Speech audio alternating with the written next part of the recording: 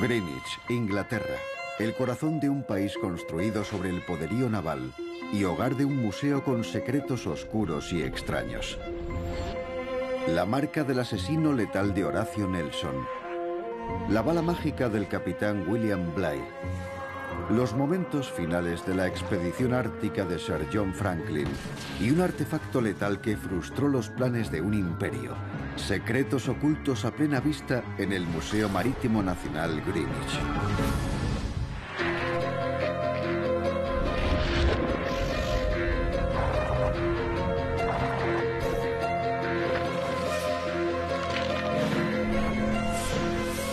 Secretos de los museos. Al este del centro de Londres, frente a las orillas del río Támesis, se encuentra Greenwich, hogar del Museo Marítimo Nacional. La colección del museo rinde homenaje al formidable patrimonio naval de Gran Bretaña, que se remonta a casi 1000 años. Mediante la exploración, la innovación y el conflicto, la Armada Real condujo al Reino Unido a la conquista de los mares y se convirtió en una fábrica de héroes célebres y tristemente célebres. Desde Sir John Franklin a William Bligh, capitán de la malograda Bounty, pero ninguno tan grande como el almirante Horatio Nelson. Nelson nació en 1758. Se unió a la Marina a los 12 años. Nelson escaló en la jerarquía militar hasta vicealmirante y vistió este uniforme en su momento de mayor gloria, la batalla de Trafalgar en 1805, una de las victorias navales más legendarias del Reino Unido. Nelson no fue solo una celebridad en el Reino Unido. Disfrutó de una enorme fama porque era considerado uno de los adversarios más potentes de Napoleón que podía ofrecer Europa. Pero la chaqueta de Nelson muestra claramente que su mejor momento fue también el último. En el hombro izquierdo se encuentra el orificio de entrada de una bala fatídica que mató al gran héroe británico. El historiador naval Sam Willis nos va a llevar a la cubierta del HMS Victory, el buque insignia del almirante Nelson en la batalla de Trafalgar y escenario de su muerte.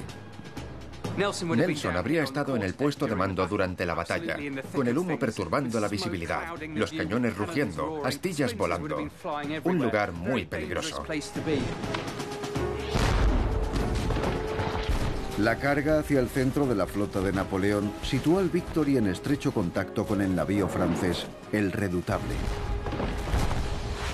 Ahí se encontraba el Redoutable, con su aparejo enredado con el del Victory, sus cañones tan cerca que lo estaban tocando. Y además de la concentración de hombres que había en la cubierta del Redoutable, en su jarcia había francotiradores. Y fue en ese lugar donde Nelson fue alcanzado. Se dio cuenta enseguida de que estaba herido. Dijo, creo que me han roto la espalda. Fue trasladado 3 plantas más abajo, al quirófano. Era un lugar muy oscuro y sombrío. Se oirían los gritos de los moribundos. La bala le había atravesado el hombro, le había roto 2 costillas, perforado un pulmón y se alojaba en la columna. Mientras yacía sentía un latido en el pecho. La bala le había cortado una arteria. Rodeado por su leal tripulación, Nelson murió 3 horas después. ¿Quién efectuó el disparo fatal? Durante décadas surgieron muchas historias acerca de quién pudo haber sido, entre ellas un informe de un hombre francés que afirmaba que había sido su disparo efectuado desde la jarcia del Redoutable, el que había matado a Nelson. Cogió 4 balas y dijo, si no mato a Nelson con 3 de estas balas, utilizaré la última para quitarme la vida. Cuando escuchas ese testimonio, piensas que no es posible. Suena a alguien que quiere tener su porción de fama, que intenta dejar su impronta en la historia. ¿Hemos de creer entonces el testimonio francés? ¿Fue el mayor héroe de Inglaterra el blanco de un experto tirador? ¿O fue simplemente la víctima de un disparo al azar? Ese es nuestro secreto de museo.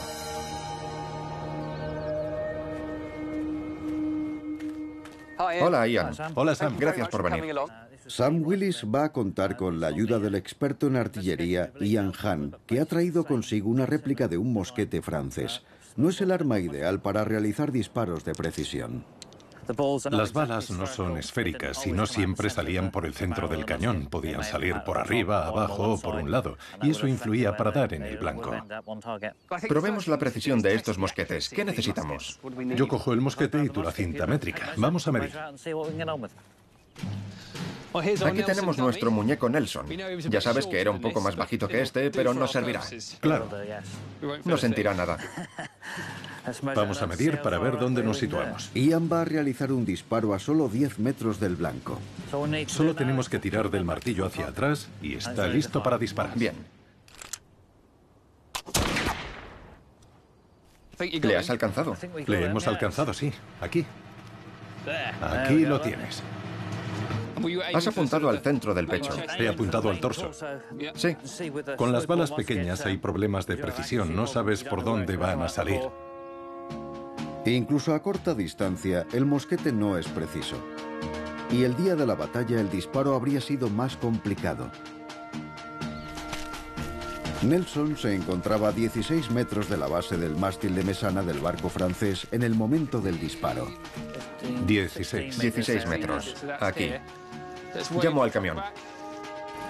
Y el tirador se encontraba a 15 metros de altura en el mástil.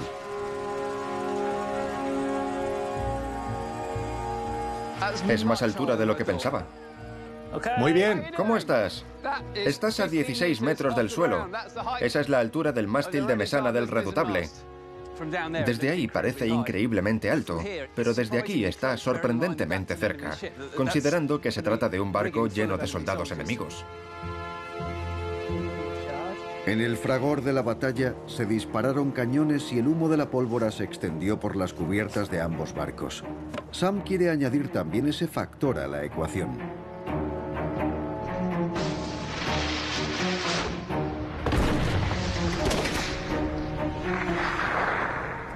Creo que lo ha alcanzado. E increíblemente ha impactado en el hombro izquierdo. Es absolutamente increíble. A pesar del ruido y el humo del cañón, ha conseguido alcanzarle en el hombro izquierdo, justo debajo de la charretera, exactamente donde Nelson fue alcanzado. Ha sido un disparo extraordinario. No esperaba que sucediera. La bala ha atravesado el muñeco, perforando el centro de la espalda y alojándose en la columna vertebral. Es extraordinariamente similar lo sucedido aquí con lo que le ocurrió a Nelson. Hemos conseguido recrear los ángulos, la distancia y la altura.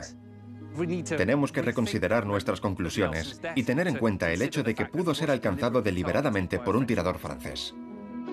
El disparo francés se oyó en todo el mundo. Con la muerte de un héroe nacional había nacido una leyenda.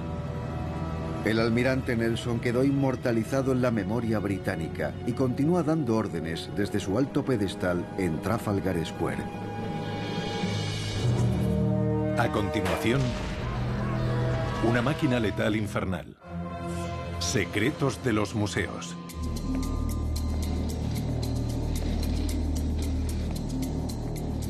Ocultos en los depósitos del Museo Marítimo Nacional yacen recuerdos sorprendentes del pasado bélico del Reino Unido.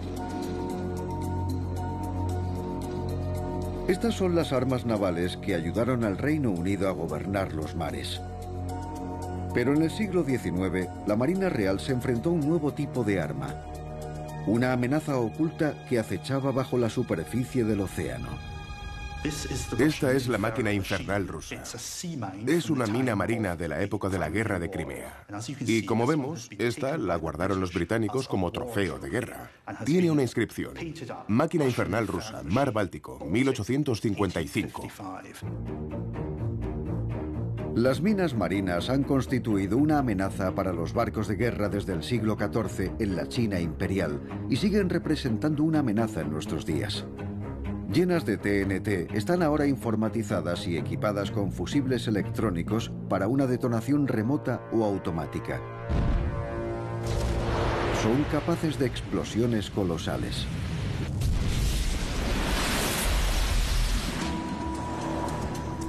Las minas navales presentan tal peligro que hay flotas enteras dedicadas a su búsqueda y desactivación.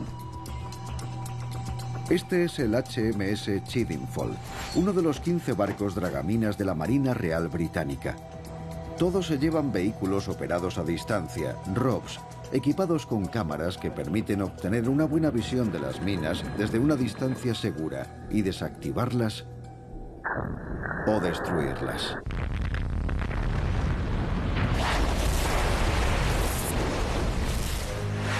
En el siglo XIX, las minas marinas y los métodos utilizados para lidiar con ellas eran menos sofisticados. Si se identificaban y se extraían del agua intactas, estas nuevas armas eran tratadas con cautela y curiosidad. Pero como ilustra un artículo de un periódico de la época, aquella curiosidad hirió gravemente a un hombre en particular, el almirante Seymour de la Marina Real.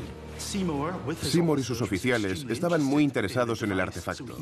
Seymour golpeó un lado de la mina. Estalló derribando a los oficiales, quemando sus bigotes y sus cejas, y el pobre almirante quedó ciego de un ojo como resultado de ello. En la década de 1850, las minas estaban armadas con pólvora que tenía que ser encendida sin utilizar la electrónica o baterías. ¿Cómo funcionaba entonces la máquina infernal rusa y por qué sobrevivieron a su explosión? Ese es nuestro secreto de museo. La investigación comienza en Wiltshire con el químico e ingeniero de explosivos, el Dr. Sidney Olford. Hoy va a intentar construir una máquina infernal rusa operativa por primera vez. Hay algo singularmente extraño acerca de esta mina, y es su forma. Es un cono, es cónica. ¿De dónde procede? Actualmente no existe ninguna máquina infernal en funcionamiento. Sidney cuenta solamente con unos toscos bocetos de la época. Supongo que la pólvora se colocó en el fondo por este agujero. Y esto es, por supuesto, para enganchar la cuerda. El artefacto se diseñó para que flotara y al amarrar la cuerda aquí, flotaría automáticamente en vertical, haciendo algo parecido a esto en el mar. Pero mientras se balanceaba por debajo del agua, ¿cómo se diseñó para que detonara? Si la golpearan aquí, esto se desplazaría hacia arriba. Sidney podría tener la respuesta. Lo que hay en este agujero es un tubo de paredes delgadas, que seguramente era de metal, de acero. Dentro de este tubo hay un frasco de vidrio que contiene ácido sulfúrico. Cuando la mina es golpeada, el vaso se rompe liberando el ácido en una mezcla química que está justo debajo. Esta interacción produce una llama que incendia la pólvora. Convencido de que ya ha resuelto la mecánica, Sidney ha construido un modelo a escala para probar su diseño. Esta piscina de escasa profundidad representa un puerto ruso y este barco de madera un buque de guerra británico. Ahora voy a colocar la conexión eléctrica. Por motivos de seguridad, Sidney va a intentar detonar la mina a varios metros de distancia. Podría hacer que la mina... Colocada justo debajo del casco, estará en la misma posición que las máquinas infernales originales que detonaban al entrar en contacto con los barcos que pasaban por encima. ¡Listo para detonar! ¡Detonando! 5, 4, 3, 2, 1...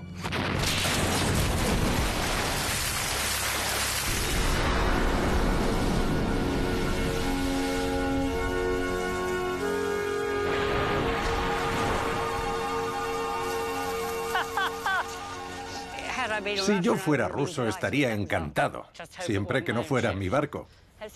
Vamos a ver lo que le ha hecho al barco. Casi con toda seguridad lo ha perforado. Ha quedado muy maltrecho. Hay material ardiendo que ha sido proyectado hacia afuera. Esta es la parte superior de la mina que ha estallado. Y los daños son bastante catastróficos. Si hubiera sido una embarcación y el polvorín hubiera estado ahí, la pólvora, la munición o en algún sitio cercano, el barco se habría desintegrado. Entonces, ¿por qué la máquina infernal que estalló en la cara del almirante Seymour no hizo más daño? Sidney cree que tiene la respuesta. Supongo que tanta pólvora a tan poca distancia habría matado a alguien. Y se me ocurrió que podría tratarse de una mina que había sido preparada, pero que todavía no tenía incorporado el explosivo. Puede que la mina estuviera preparada con las sustancias químicas detonantes, pero no cargada con pólvora. Un descuido por parte de los rusos. Y una afortunada casualidad para el almirante británico y sus hombres. A continuación, el secreto de la bala del capitán Bligh. Secretos de los museos.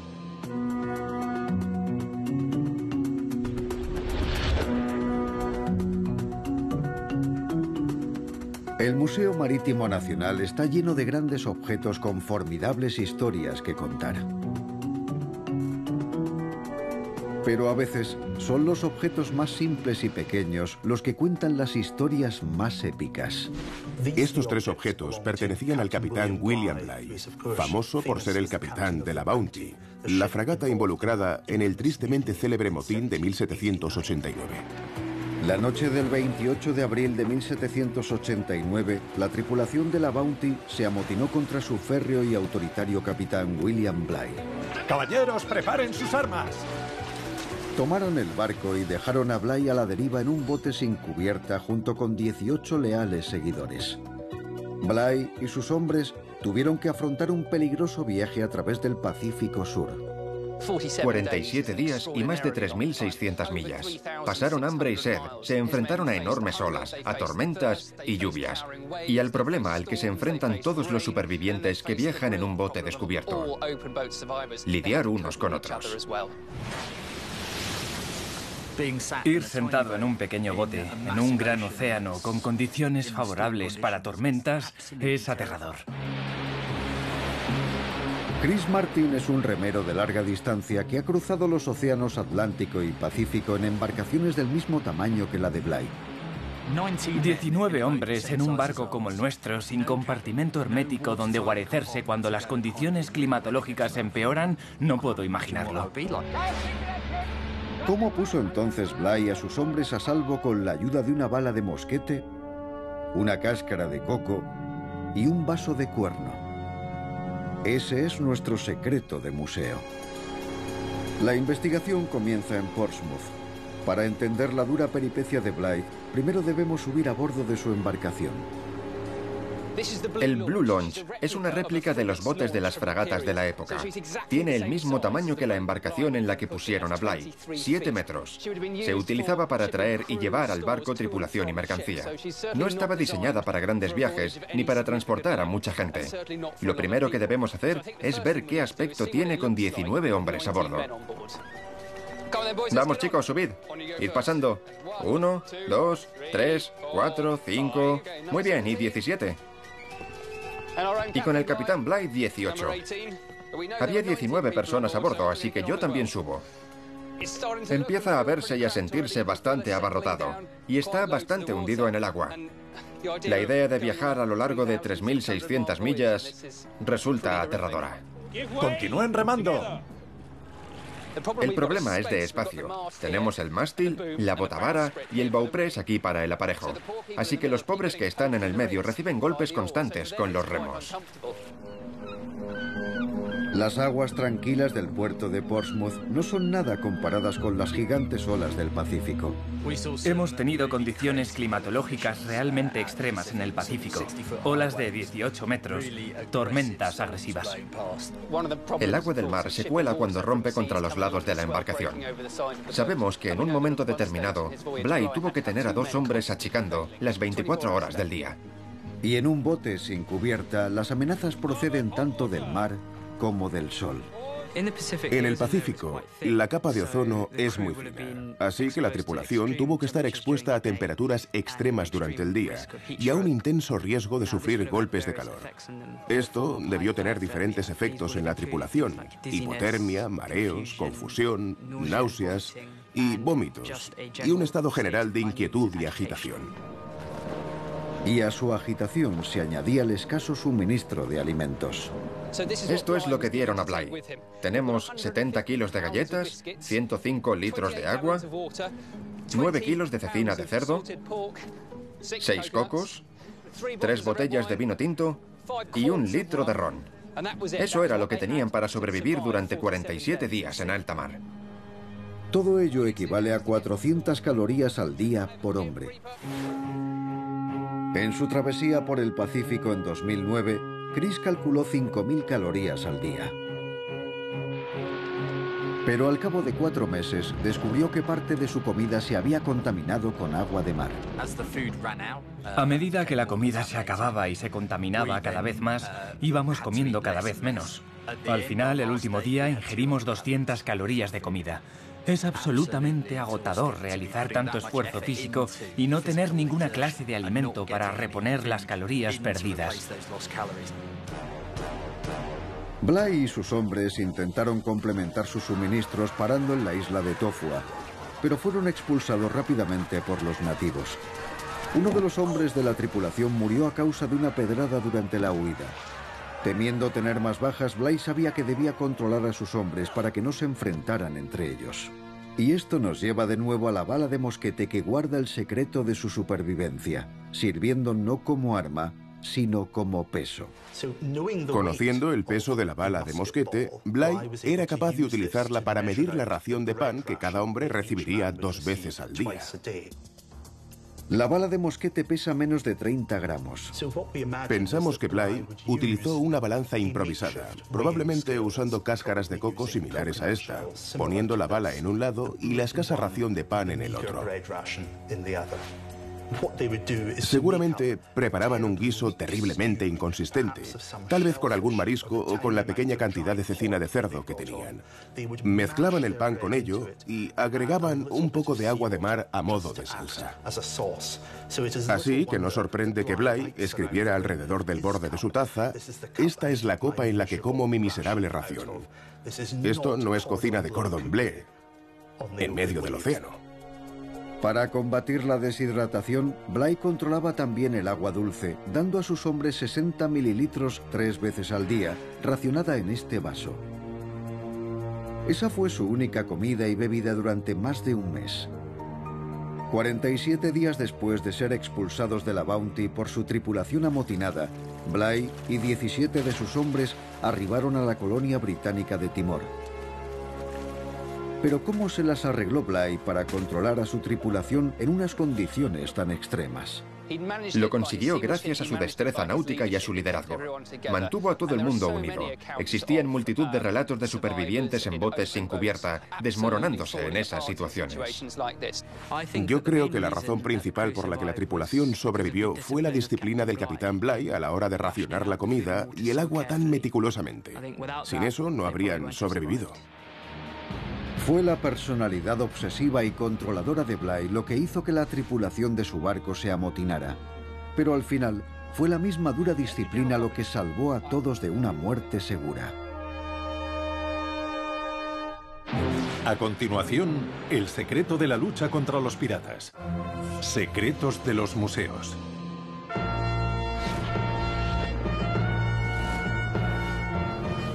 El Museo Marítimo Nacional del Reino Unido está lleno de recuerdos de conflictos navales. Desde la Guerra de Independencia de Estados Unidos hasta la Segunda Guerra Mundial. Pero una guerra ha perdurado sobre todas las demás. Comenzó hace siglos y sorprendentemente todavía se libra hoy. Es una espada de presentación concedida en 1837 al teniente Robert Gore de la cañonera Andrómaca por su campaña contra los piratas en el estrecho de Malaca. En la década de 1830, el estrecho de Malaca, una importante ruta comercial entre la India y China, se había convertido en una conocida zona de piratería. Robert Gore formaba parte de una fuerza operativa de la Marina Real creada para erradicar esa amenaza. ¡Disparad los cañones! La palabra piratas suele evocarnos imágenes de villanos de capa y espada de siglos pasados. Pero lo cierto es que los piratas siguen aún entre nosotros. En los últimos años, los piratas somalíes han secuestrado centenares de barcos, desde veleros y arrastreros hasta superpetroleros de 300 metros de eslora. La piratería es una amenaza tan lucrativa y seria hoy en día como lo era entonces. Pero ¿cómo se libra la guerra contra la piratería? Ese es nuestro secreto de museo. Nuestra investigación comienza en las aguas de Gairloch, en Escocia, sede de la base naval de Su Majestad Clyde. Estos marines de la Armada son los últimos de una larga tradición de fuerzas operativas antipiratería de la Marina Real. Es el informe de inteligencia hasta el momento. Han divisado a 4 tripulantes en la cubierta superior. No se han avistado armas. Repaso de órdenes a las 10 en punto. El capitán Chris Vigars es el segundo al mando en el escuadrón S del Comando 43 del Servicio de Protección de la Flota.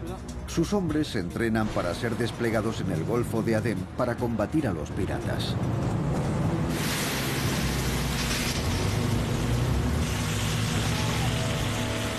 Su escuadrón está realizando un ejercicio de persecución y abordaje de un presunto barco pirata.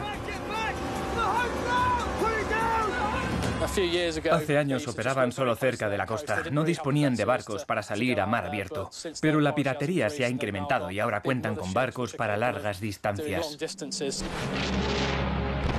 En el siglo XIX, la mejor forma de eludir a los piratas era escapar. Pero ningún barco podía navegar a toda velocidad de forma indefinida. Los piratas del siglo XIX lo sabían y esperaban pacientemente la ocasión para atacar. Aguardaban a que el barco entrara en calma chicha o incluso a que encallara temporalmente. Y entonces surgían de improviso, salían de su escondite en sus canoas y rodeaban el barco por la proa y la popa. Ser abordado por piratas significaba casi siempre la muerte.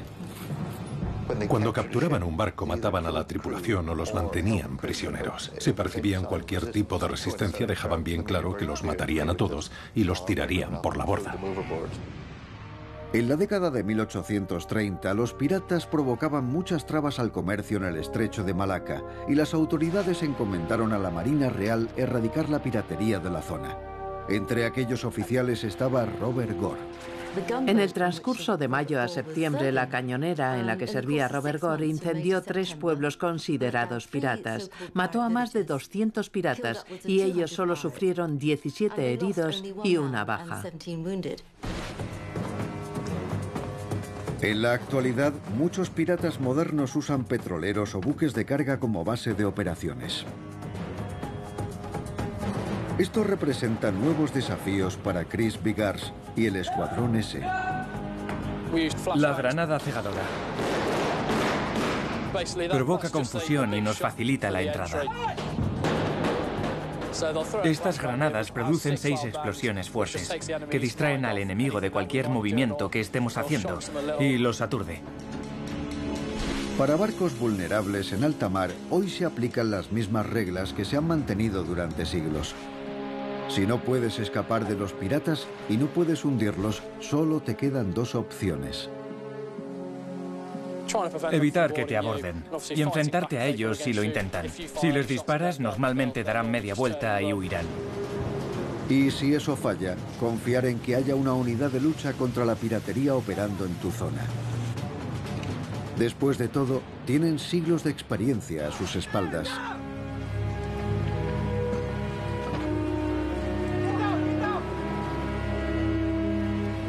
A continuación, el secreto para controlar un rayo de 1 millón de voltios.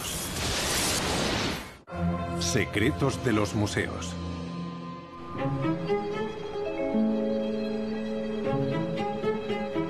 Los grandes barcos diseñados para el comercio, la guerra y la exploración se enfrentaban a muchos peligros, tanto en el mar como en tierra firme.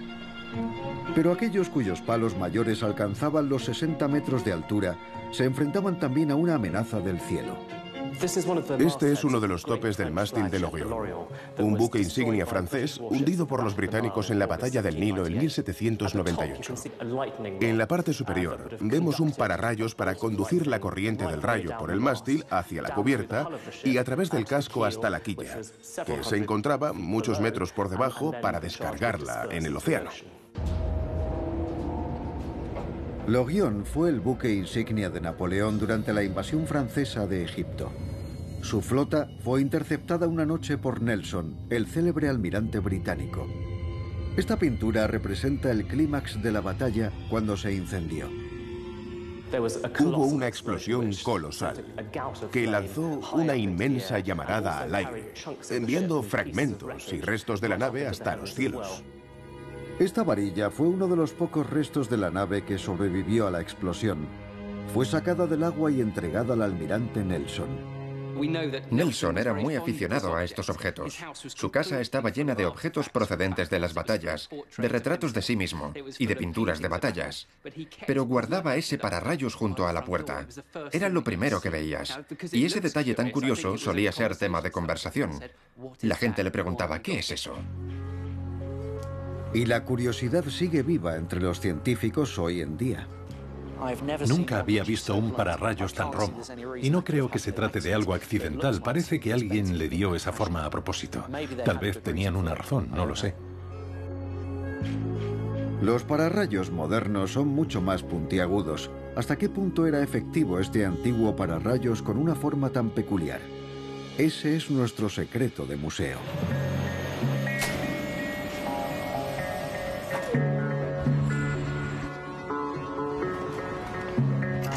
Nuestra investigación comienza en el laboratorio de alto voltaje de la Universidad de Manchester. Los rayos tienden a impactar sobre cualquier objeto alto y puntiagudo, ya sea sobre la copa de un árbol, sobre la punta de un paraguas que estemos sujetando o sobre un edificio alto, propensos al impacto. El campo eléctrico alrededor de los objetos altos y puntiagudos se intensifica y atrae a los rayos, incluido, por supuesto, un mástil en el mar.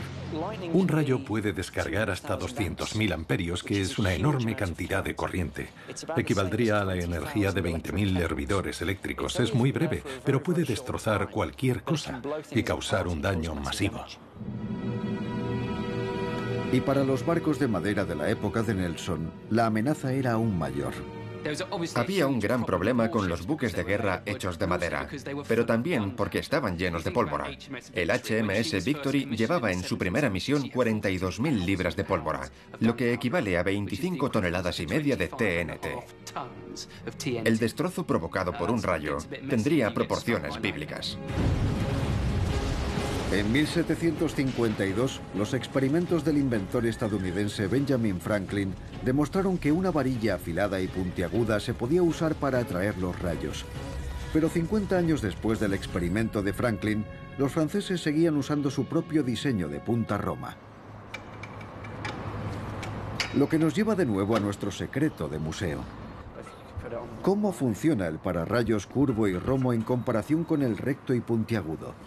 Ian los va a someter a una prueba por primera vez. Este generador enviará 1,1 millones de voltios a un electrodo colgante que representa una nube. Ian coloca las varillas a la misma distancia de la nube. Creo que veremos cómo el pararrayos puntiagudo atrae más rayos. Y demostraremos que los franceses estaban equivocados. Pero ellos no tenían nuestros conocimientos. Es decir, que un pararrayos puntiagudo intensifica el campo eléctrico alrededor de la punta.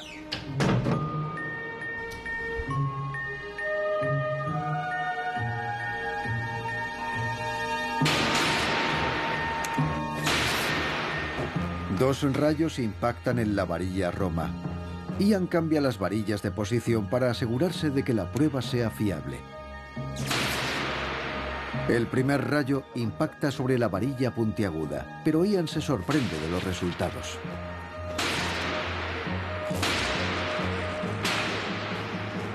Otra vez en la punta roma. Antes de las pruebas, hubiese apostado a que todos los rayos impactarían en esta varilla en lugar de en esta otra, que no cuenta con ninguna superficie puntiaguda. Pero obviamente esta debe funcionar.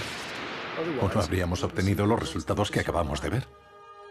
De modo que los franceses habían encontrado algo en este diseño tan poco convencional. Pero aún queda una pregunta. ¿Por qué Nelson sentía tanto apego por este objeto?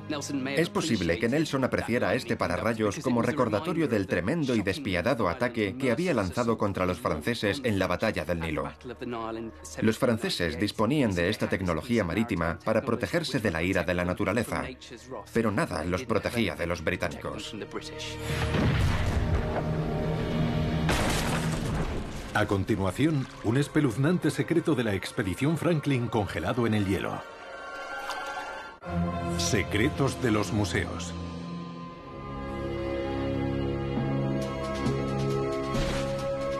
En el Museo Marítimo Nacional se exhiben muchos objetos que rinden homenaje a las grandes expediciones marítimas. Pero en el siglo XIX había una región que la Marina británica no había explorado aún: el Ártico. Decidido a descubrir el escurridizo paso del noroeste a través del Ártico, el almirantazgo británico organiza su expedición mejor pertrechada hasta la fecha. Los barcos van equipados con motores de vapor, sistemas de filtración de agua, biblioteca y una invención muy reciente: alimentos en lata. Y designan para dirigir la expedición a Sir John Franklin. Franklin era un veterano del Ártico, un auténtico superviviente. Se le había confiado 2 expediciones árticas anteriores. Su fama de explorador era legendaria después de comerse sus propias botas para sobrevivir. Era un testimonio de su habilidad para cumplir una misión y regresar sano y salvo. Pero Franklin no regresa sano y salvo. Él y sus 128 hombres desaparecen en el abismo ártico. Después de 3 años sin tener noticias de la expedición, el Reino Unido lanza la mayor operación de búsqueda de la historia. Encontrar a Franklin se convierte en una obsesión nacional. Desesperados por cubrir las vastas extensiones árticas en su búsqueda, los victorianos recurren a un medio de transporte muy popular: el globo. Este es un globo de comunicaciones fabricado con papel y tripas de animales cosidas, teñido probablemente con jugo de zarzamora para hacerlo bien visible en el paisaje ártico. Liberados desde los barcos de rescate, estos globos de hidrógeno portan cientos de mensajes anudados a mechas encendidas para irlos dispersando. Eran mensajes de esperanza para comunicar a la expedición que equipos cargados de provisiones habían salido en su busca. Se idearon otras formas de distribuir estos mensajes.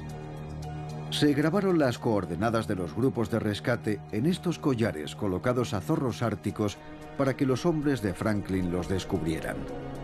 Tenemos también las insignias que se entregaron a los inuit que se desplazaban por el Ártico. Contenían detalles de la ubicación donde los hombres de Franklin podían encontrar a los equipos de rescate. Pero cada intento de establecer contacto con la expedición se encuentra con el más absoluto de los silencios. ¿Qué le sucedió a Franklin y a sus hombres? Ese es nuestro secreto de museo. 5 años después de iniciada la búsqueda, aparece el primer indicio: el descubrimiento del primer campamento de Franklin en la isla Vichy. Había una pila de carbón, un vertedero de latas y 3 tumbas. Fueron las 3 primeras pruebas fehacientes de la expedición. Y también de que las cosas habían ido terriblemente mal desde el principio. Nuevas pistas sobre la ruta de la expedición surgieron más al sur, en la isla del Rey Guillermo. Aquí los equipos de rescate descubrieron que algunos nativos inuit portaban botones y otros objetos de la expedición. Afirmaban haberlos adquirido de un grupo numeroso de hombres blancos. Espoleados por el testimonio de los inuit, envían un último grupo de búsqueda y dan con un tesoro: un túmulo con un informe en su interior y un mensaje redactado por uno de los oficiales 2 años después del inicio de la expedición.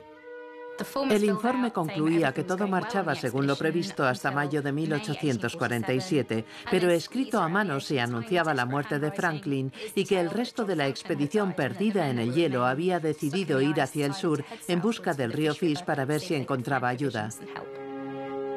Y así el Reino Unido obtuvo su respuesta. Franklin había muerto y el destino del resto de sus hombres perdidos en el hielo era un misterio. La operación de búsqueda fue cancelada. Pero los grandes misterios nunca mueren, y en la década de 1980, el antropólogo forense canadiense Owen Beatty resucitó la antigua obsesión al localizar otra vez los restos humanos. No creo que estuviera preparado para lo que se encontró en la isla Vichy, que era un nivel de conservación realmente asombroso. Parecía que aquellos hombres acababan de morir.